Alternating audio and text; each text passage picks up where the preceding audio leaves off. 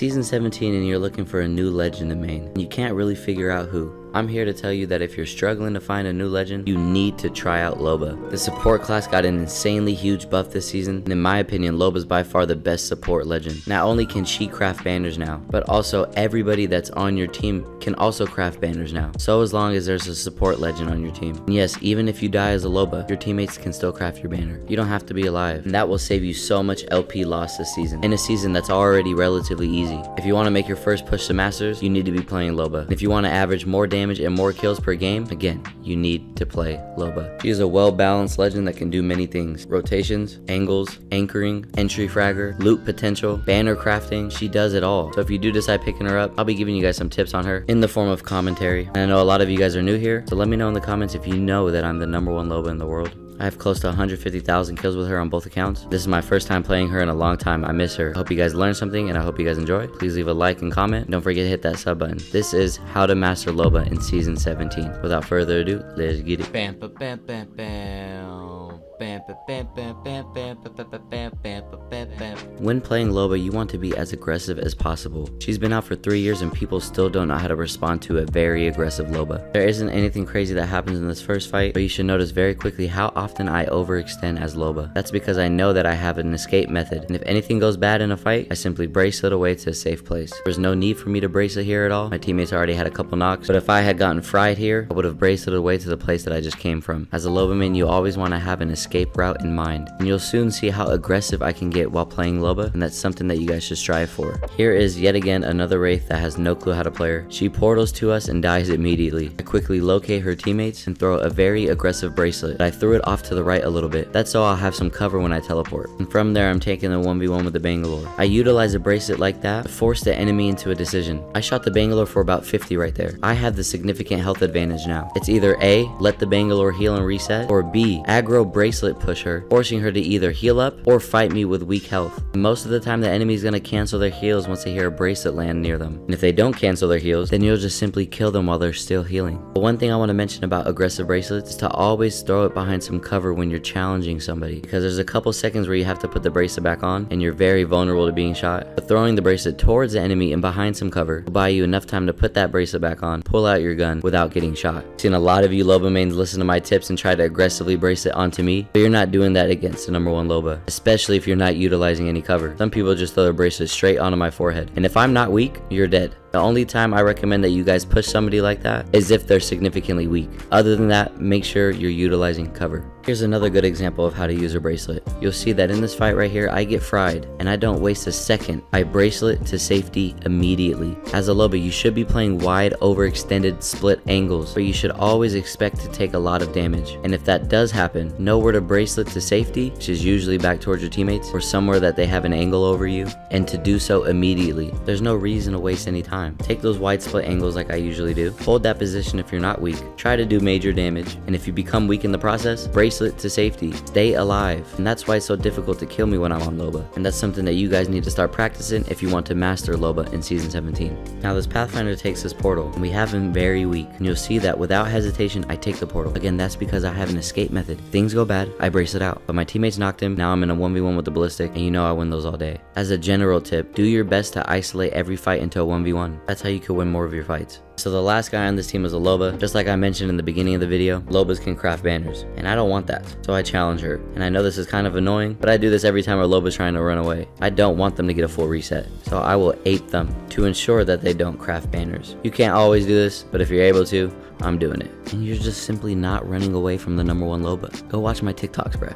Now here's a Loba that's completely unaware of her surroundings. This is how a lot of you guys play Loba. In order to master Loba, you need to be very observant and aware. Because this is what happens for a lot of you guys. You'll bracelet around aimlessly and throw it right onto a team, and now you have zero escape. You're usually dead. And this has happened to me before too, but it's very rare. So get better with your situational awareness so you can avoid instances like this. And typically I don't throw my bracelets downhill. The momentum you get while sliding down the hill is usually a better way. And then at that point, if you run into somebody, you still have your bracelet to escape. And try not to throw your bracelets blindly. Again, be more aware. So here you will see a very aggressive play on the ballistic. He's isolated by himself right now, so I aggressively challenge him. I throw my bracelet to the right of the rock. The rock is now in between me and him, so I get cover. I miss a lot of shots here. My teammates help me out. I'm able to kill him and kill this mysterious Ashe that came out of nowhere. This is what a true master of Loba looks like, and that's going to take a lot of time to perfect. But I challenge that Ballistic right there because he's alone for a split second. I don't know when his teammates are going to come help him, but I have a window to go take a 1v1 with him. So I bracelet towards him, using cover so that I can't be immediately shot when I'm putting my bracelet back on. I then pull out my weapon, challenge him from there. That is a textbook play right there.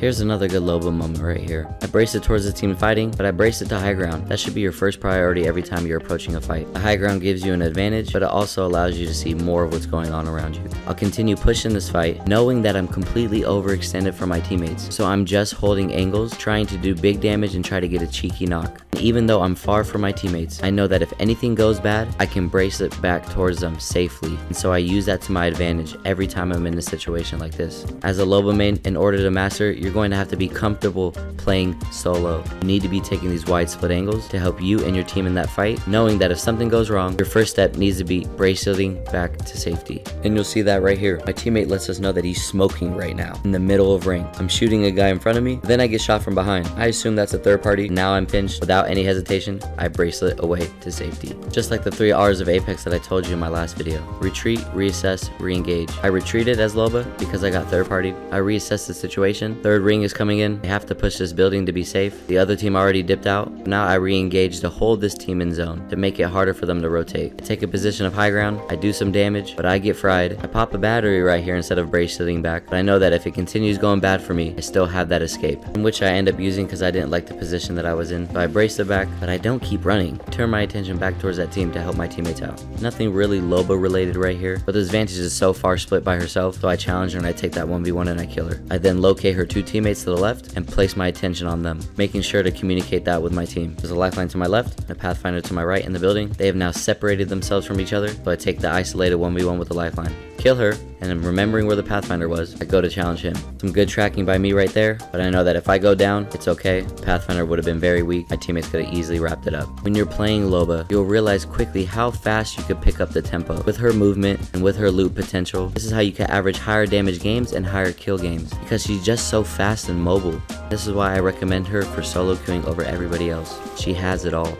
Moving forward, we have team in the buildings over here on the left side of the ring. You'll see me utilize a Loba ult on the door. That's to trap them in there. It's very effective. When I do this, I usually go push the other door and put pressure on them from that side because they have nowhere else to go. They have to kick that door down, shoot the Loba ult out, waste a lot of time before they can even go out that door. So most people don't bother. I got the nice kill on the Ash right there. I rotate back to the initial door that I was on. You should always be switching up angles within a fight. Nobody was in there, the third ran away. So this was yet again another successful fight. You can be insanely creative with Loba, and that's what I love most about her. So get creative with the plays. On to the next fight. Once again, you'll see me on a very wide split angle for my team. That's just me putting pressure where I can, knowing that if something goes bad, I can brace it out. And you'll see why that's important that you play wide angles as Loba. I get a knock here on this team. This now makes their rotation very difficult. Because of my wide split angle that I take, I'm able to kill them. Now they're nervous. Now I get to take their spot. Loba is a playmaker, so make plays with her. From my position that I took, I'm able to get another kill on the Wraith that's in the wide open. Imagine if I didn't play this wide angle. And this whole team would have been here behind cover. Would have made it very difficult for us to do anything. That's why you play wide angles.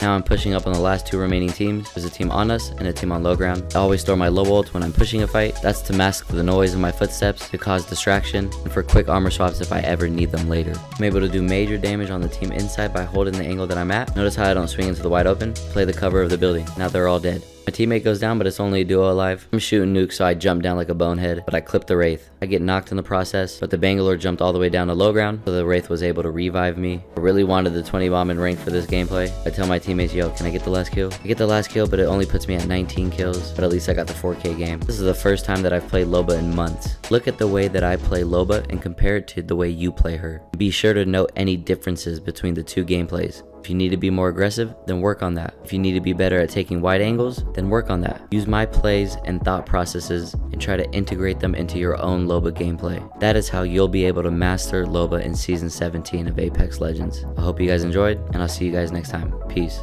Bam, ba, bam, bam, bam. Bam, ba, bam, bam, bam, bam, ba, ba, ba, bam, bam, ba, bam, bam, bam. Bam, ba, bam, bam, bam, bam, ba, ba, bam, bam, bam, bam, bam. Bam, ba, bam, bam, bam, bam, bam.